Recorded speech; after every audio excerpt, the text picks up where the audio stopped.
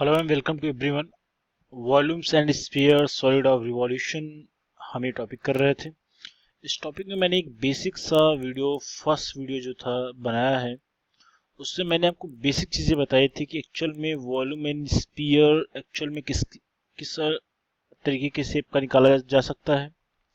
Solid of revolution का actual मतलब क्या होता है, सॉलिड फॉर्म किस तरीके से रिवॉल्यूशन के बाद बनाई जाती है। हमने एक्स और वाई एक्सिस के अलोंग कुछ चीज़ें को रोटेट कराया था, रिवॉल्व करा के सारे कॉन्सेप्ट देखे थे। और एक्चुअल में वॉल्यूम, एरिया, सरफेस एरिया, ये किस किस ऑब्जेक्ट के निकाले जा सकते हैं, इससे मैंने काफ़ी हद तक डिटेलिंग में बात की थी। 2D और 3D शेप के बारे में बहुत अच्छे से बात किया था कि एक्चुअल में होता क्या है, इसमें कितने तरीके एक्सिस होते हैं, क्या क्या चीज़ वेरी करती है। ये सारी चीज़ों पे हम लोगों ने अच्छे से डिस्कस कर लिया है। ठीक है, आज हम जो इसके बाद का जो वीडियो हमारा चलेगा उससे मैंने डेफिनेशन करा दिया था। ठीक है, और डेफिनेशन के बाद मैंने आपको ये फार्मूले आपको मैंने एक नोट के तौर पे समझाया था। बट ये मैंने आपसे ये भी कहा था कि ये सारे के सारे जितने भी फार्मूले हैं मैं आपको ये करना सिखाऊंगा कि how can we derive such kind of फार्मूले when the axis of revolution around X axis are along Y axis. ठीक है, ये चीज़ें मैं आज करके आपको दिखाऊंगा, जिससे क्या होगा कि आपको जो क्वेश्चंस करोगे ना उसके करने पे आपको कुछ चीज़ों की कॉन्फिडेंस रहेगा कि कैसा भी क्वेश्चन आए, किसी भी एक्सिस के अलोंग रिवॉल्यूशन हो, ओरिएंटेशन कैसा भी हो उस क्वेश्चन का, आप कर सकते हैं, आप उसको समझ सकते हैं, आप उस क्वेश्चन को फील कर सकते हैं कि एक्चुअल में क्वेश्चन में कराया क्या जा रहा है। ठीक है, तो सबसे पहले मैं आपको ये एक्स एक्सिस वाला फॉर्मूला को डिराइव करके दिखाता हूँ कैसे एक्चुअल में होता क्या है इस फॉर्मूले को करने में। ये एक्चुअल में आप याद रखिएगा, जो मैं डेरिवेशन करा रहा हूँ एग्जाम के पॉइंट ऑफ व्यू से, कई जो क्वेश्चंस एग्जाम में वैरायटीज ऑफ क्वेश्चंस पूछे जाते हैं, ये अगर आपको डेरिवेशन समझ में आएगा तो आपके लिए थोड़ी सी सुविधाजनक हो जाएगी चीज़ें आगे क्वेश्चंस को करने में। ठीक है, आइए देखते हैं, स्टार्ट करते हैं। सबसे पहले मैं अगर इसी फॉर्मूले को अगर डिराइव करने की बात करूं तो एक्चुअल में जो टॉपिक रहेगा हमारा, कॉन्सेप्ट जो रहेगा इसका इसका एक्चुअल में कॉन्सेप्ट क्या है। जब किसी सॉलिड को रिवॉल्व कराते हैं, फिर इसको सॉलिड ऑफ रिवॉल्यूशन टॉपिक ही हमारा, सॉलिड ऑफ रिवॉल्यूशन जब ये किया जाता है तो इसका एक्चुअल में फार्मूला जो होता है कैसे जनरेट किया जाता है वो उससे बात करेंगे। ठीक है, तो हमने आपको इसके लिए आपको हमें क्या चाहिए, एक्स और वाई एक्सिस पे पहले हमने क्या कर लिया, इस चीज़ों को, एक मिनट को, ये स्टेट नेम है, इसको स्टेट कर लेता हूँ, जस्ट मिनट। ये हमारा एक्स और वाई एक्सिस है और ये कुछ ऐसा है। ठीक है, हमने इसके लिए क्या किया, एक कर्व मान लिया, ऐसा कुछ कर्व है। ठीक है, एक curve y equals to f x ले लिया। कुछ भी कर्व हो सकता है y equals to f x के फॉर्म में, ये डिपेंड करता है क्वेश्चन के कर्व के ऊपर। तो सपोज कर लिया हमें इसी कर्व के अलोंग ये आपका वाई एक्सिस है और आपका ये एक्स एक्सिस है, जो कि आपका इनिशियल लाइन होता है। हाँ, इसको इनिशियल लाइन बोलते हैं या फिर बेस लाइन बोला जाता है, कई अलग अलग इसके नाम हैं। हमने मान लिया ये 2 पॉइंट के जो गिवन है, इसमें हमने मान लिया एक इसका फ्रॉम ए टू, सपोज कर लिया ये बी है, फ्रॉम ए टू बी, इसको आप लिमिट भी कहते थे, x equals to a to x equals to b. हमने मल्टी वेरिएबल या फिर मल्टीपल इंटीग्रल जब कर रहे थे तो हमने बहुत सारी चीज़ें इसमें देखी थी कि एरिया कैसे फाइंड आउट किया जाता है। इस सब सारी चीज़ों पे हम लोग बात कर चुके हैं, बस ये चीज़ आपको समझाने की कोशिश मैं कर रहा हूँ। अगर हम एरिया बिटवीन 2 पॉइंट निकालते थे, आपको ऐसे कुछ इक्वेशन दिया रहता था, एरिया बिटवीन 2 पॉइंट जब निकालते थे वहां पे, एरिया बिटवीन 2 पॉइंट्स अगर निकालना तो क्या करते हो आप, आपको मैंने एक चीज़ बताया था, अगर आपको एरिया निकालना होता है फ्रॉम ए टू बी करते थे, और जो फंक्शन गिवन रहता था, जो कर्व का फंक्शन गिवन रहता था, उसी के रिस्पेक्ट में उसको क्या करते थे, डिफ्रेंशिएट कर, इंटीग्रेट कर देते थे, तो हमें क्या मिलता था, एरिया मिलता था। अभी मैं आपको ये समझा दूंगा कि मैं एरिया क्यों फाइंड आउट कर रहा हूँ, जबकि मैं इस कॉन्सेप्ट के थ्रू मैं बता चुका हूँ, जब ये रिवॉल्व किया जाएगा तो सॉलिड फॉर्म बनेगा, सॉलिड फॉर्म का वॉल्यूम फाइंड आउट करते हैं। तो मैं एरिया क्यों फाइंड आउट कर रहा हूँ, तो पहले आप बात ये आप जान लो, जब वॉल्यूम फाइंड आउट करना होता है तो वॉल्यूम होता है, वॉल्यूम में जब एरिया किसी भी शेप का एरिया गिवन हो, अगर उसमें आप हाइट से मल्टीप्लाइड कर देंगे तो ऑलवेज क्या मिलता है आपको, आयतन मिलता है, वॉल्यूम मिलता है, चाहे कैसा भी शेप हो। अगर आप स्फीयर की बात करोगे, सर्कल की बात करो, सर्कल का एरिया क्या होता है, अगर वॉल्यूम की बात किया जाए, सर्कल का एरिया होता है पाई आर स्क्वायर, उसमें जब हाइट से मल्टीप्लाई कर दोगे तो ये क्या हो जाएगा, वॉल्यूम हो जाएगा, किसका हो जाएगा, सिलेंडर का होगा। मैं आपको इसी वाले से समझा देता हूँ कि इसका मतलब क्या होता है। एक आपने सर्कल लिया, इसका एरिया क्या होता है पाई आर स्क्वायर। अब देखो एच के जब मल्टीप्लाई करोगे तो इसके ऊपर में ढेर सारे सर्कल रखता जाऊँ तो इसमें क्या मिल जाएगा, इसमें हाइट कुछ आ रही है, स्ट्रेट रहेगा, मैं थोड़ा सा स्ट्रेट नहीं बना पा रहा हूँ, इसमें कुछ हाइट रहेगी, ठीक है। इसको आप नंबर ऑफ एन करने की जगह इसमें इसमें हाइट आ रही है।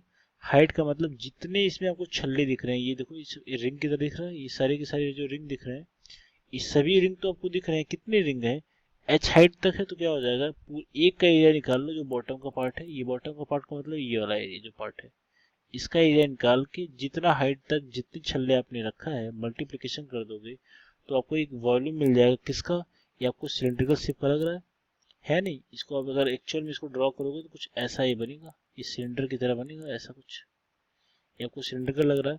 तो ऐसे ही किसी भी शेप के लिए ये क्या है, ये मान्य है, ठीक है। इतनी बात समझ में आ गई। अब देखिए, अगर मैं, जो हमारा एक क्वेश्चन है, ठीक, अगर मैं इसको एक्स एक्सिस के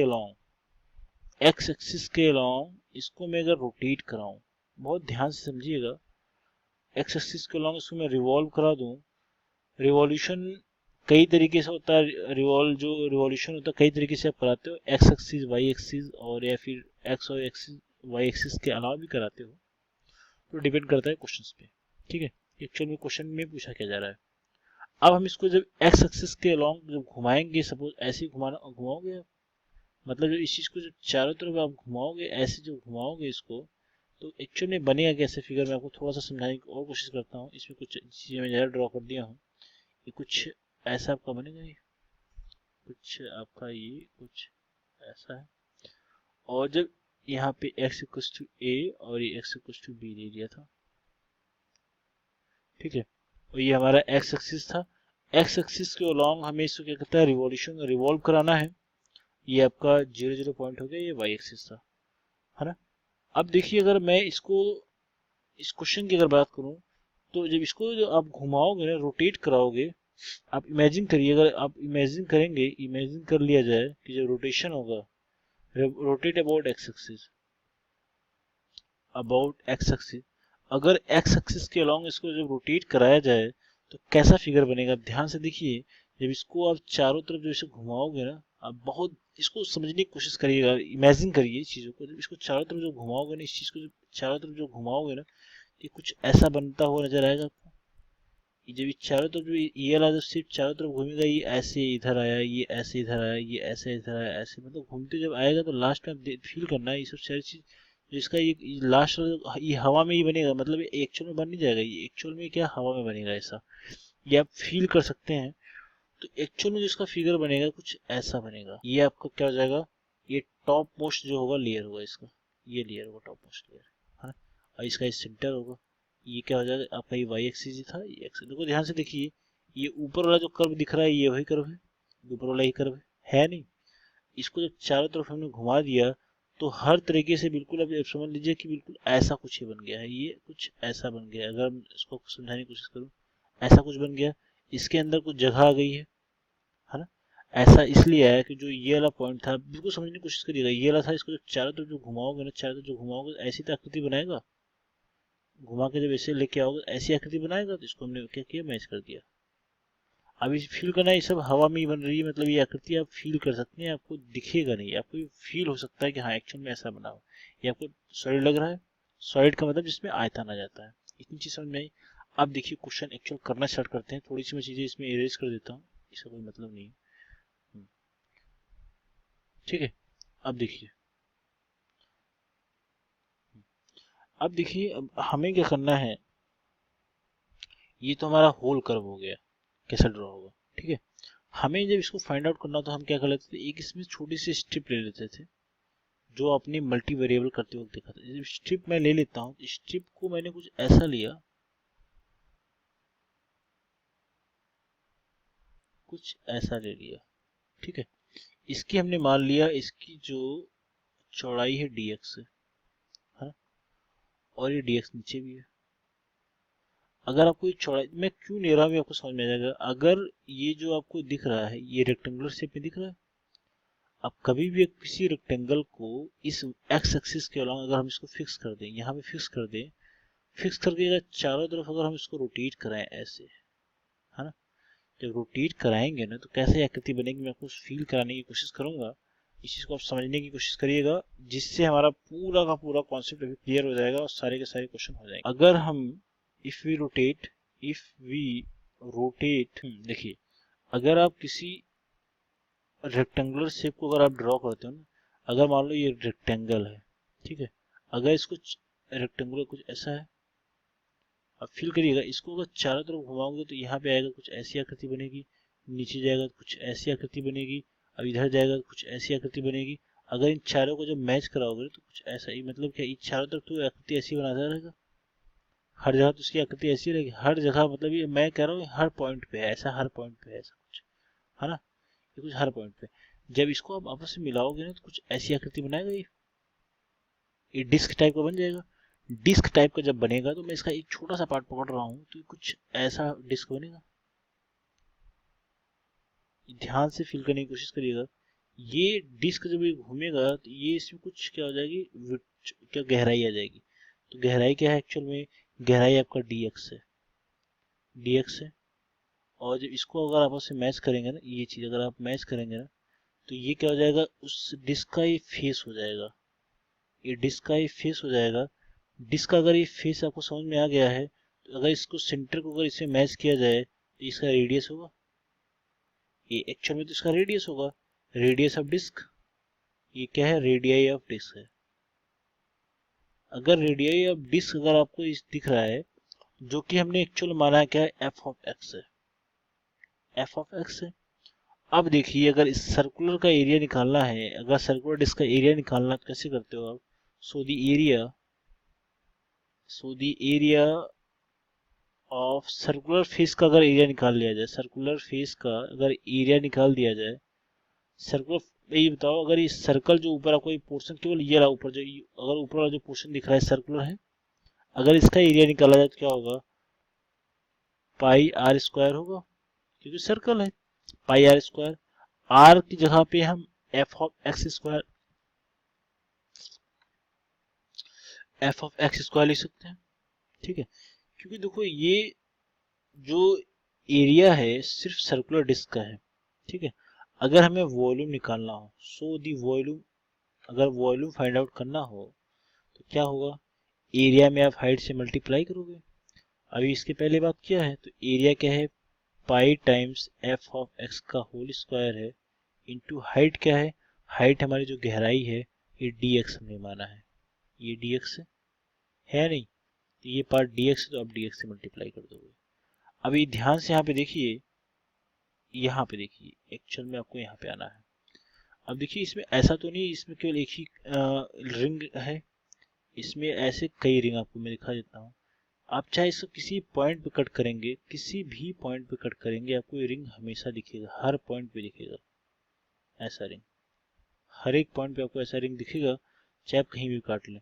तो हमें एक पॉइंट का एरिया फाइंड आउट कर लिया है, जिसका हमने वॉल्यूम फाइंड आउट कर लिया है।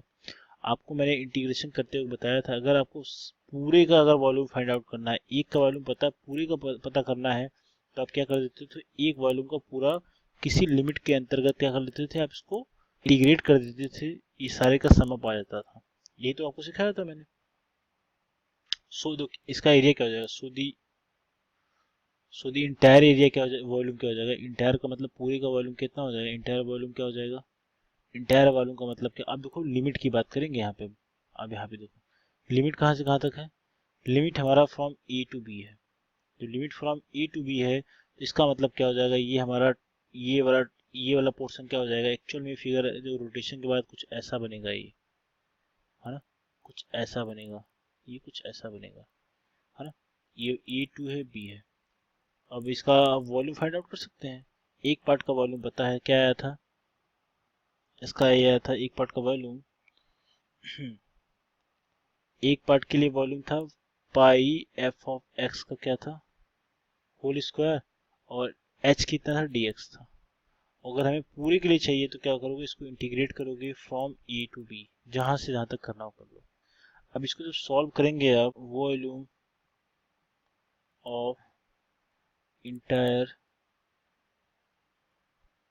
शेप, जो पूरा शेप दिख रहा है आपको, उसका पूरा वॉल्यूम कितना हो जाएगा। आप चाहे तो पाई कॉमन ले लीजिए, from a to b f of x का स्क्वायर के फॉर्म में लिख लोगे, डी एक्स कर लोगे। और एक्चुअल में जो चीज़ होता है, आपको मालूम है वाई को एफ एक्स होता है, कभी कोई सा भी कर्व हो, हमने बहुत सारी चीज़ें इसमें की हैं, इसको वाई स्क्वायर डी एक्स लिख सकते हैं, और जो कि आपको वॉल्यूम है। हम स्टार्टिंग में मैंने आपको यही फार्मूला बताया था। एक्चुअल में क्या है, एक्स एक्सिस के अलॉन्ग एक रोटेशन होता है, तो ये वाई स्क्वायर के फॉर्म में आता है। जब वाई एक्सिस के अलॉन्ग रोटेशन होगा तो ये एक्स स्क्वायर के फॉर्म में आएगा। तो मैं आपको एक प्रूफ कर दे रहा हूँ, दूसरा मुझे प्रूफ करने की जरूरत नहीं होनी चाहिए। तो आपको इस साले वीडियो में इससे आपको काफ़ी कुछ सीखने को मिला होगा, ये मेरा विश्वास है। और आई होप इस वीडियो के बाद जो भी मैं डायरेक्टली क्वेश्चन अब कराने वाला हूँ, उसमें आपको काफ़ी हेल्प करेगा। So see you in next video, and best of luck for your exam and best of luck for your preparation. Thank you so much.